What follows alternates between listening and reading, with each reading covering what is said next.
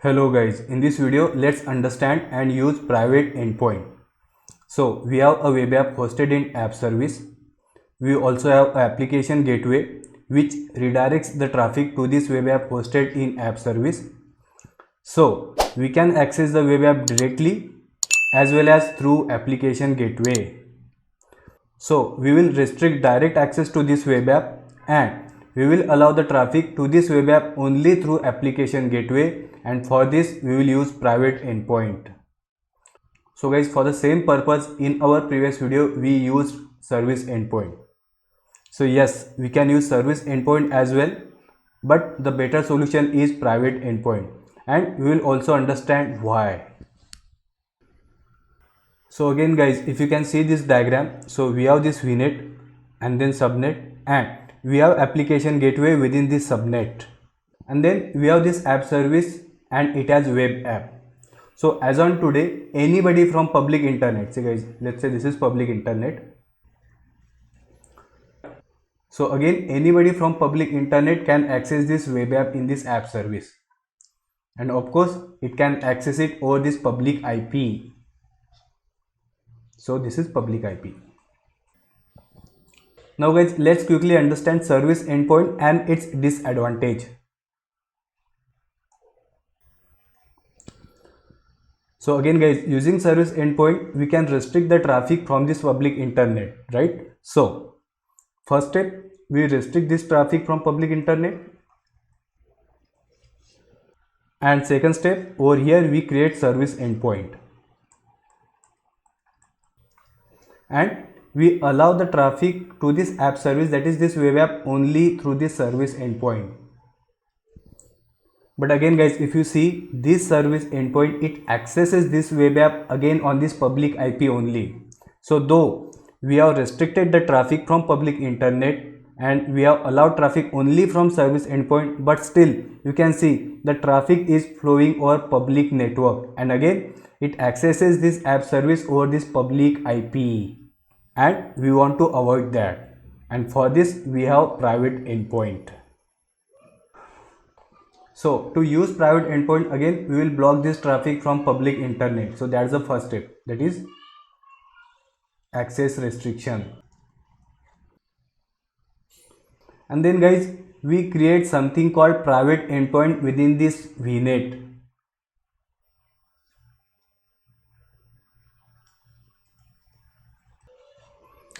So guys, when we have created this private endpoint within this VNet, it's as good as a tunnel gets created from this VNet to this app service, right? And resources from this VNet or from this subnet, they can access this app service over this private IP.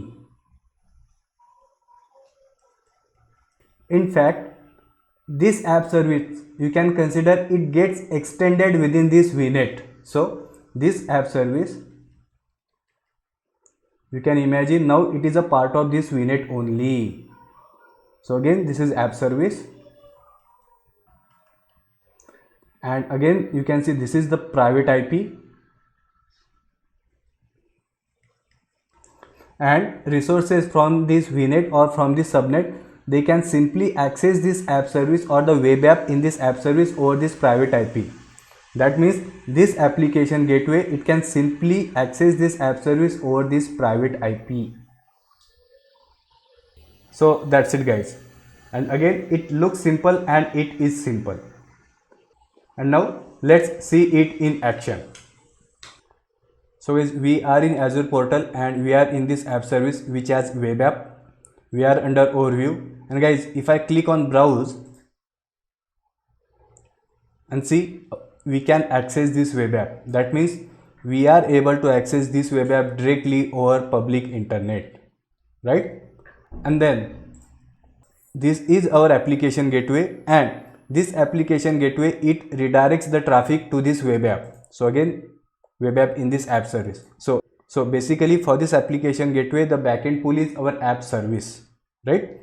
And again, if I copy this public IP of this gateway, and if I say http://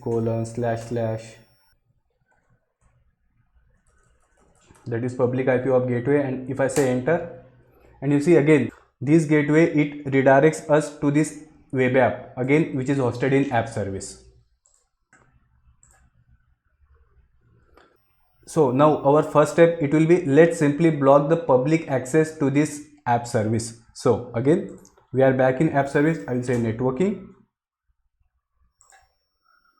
and you see public network access, it says enabled with no access restrictions. So let's open,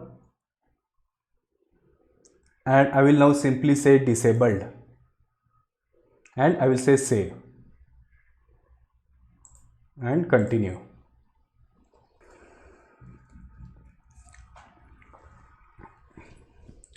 And it's successful, and let's cross check.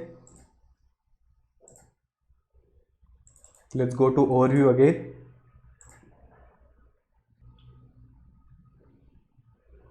and here let's say browse again, and see guys, error 403. That means now we cannot access this web app over public internet. Great. Now let's close this. Let's again go to networking. So guys, we have simply restricted the access to this web app, that is app service, and now let's cross check if we can access this web app through application gateway. And so again, this is the IP address of application gateway, and here I will say refresh, and see it says bad gateway. It's because now this application gateway cannot reach this app service, and again because now we have simply disabled the public network access. And now obviously to fix this, we have to create private endpoint. And now for this, if you observe this, again we are under networking, and private endpoints, it says 0 private endpoints. So let's create a private endpoint which will allow the traffic from the subnet which has application gateway, right? So let's select this. We'll say add express. Let's give name. So I have set private endpoint for gateway to app service. Let's select virtual network. So again I will select virtual network where we have application gateway. And guys, this is important, subnet. We cannot select the subnet which has application gateway. So for example, if I select this subnet, it says the selected subnet cannot be used because it contains application gateway. So basically any subnet which has application gateway, it is dedicated for application gateway only. We cannot add other resource in it. So let's select other subnet. So I have simply created another subnet within this virtual network. So let's select this and let's say OK. And guys, if you can see, the private endpoint has been created, and now let's go back to our application gateway. So again, now the traffic from this application gateway to our app service should be allowed, right? So let's go to the other tab, and again you can see this is the public IP of our application gateway. And now let's try to say refresh. Oh, it's still not working. Let's say refresh again. See, it's still not working. So it is because it may take 15 minutes or 30 minutes for this private endpoint to start working. So we have to wait. And also if you go to our application gateway, and guys, if we click on backend pool, so guys, again backend pool, in our case it is app service, and if I say this backend health, that means we are checking the health, that is we are checking the connectivity to our backend app. So let's click on this, and you see we have total one backend pool, and that one is unhealthy. So again, though we have enabled private endpoint, it will take 15 minutes or 30 minutes to work. Okay, so again let's wait.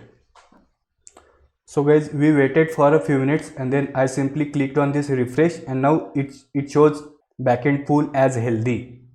And now let's quickly cross check if we can access web app through this application gateway. So here earlier it was saying bad gateway, and now let's say refresh, and see it's been working.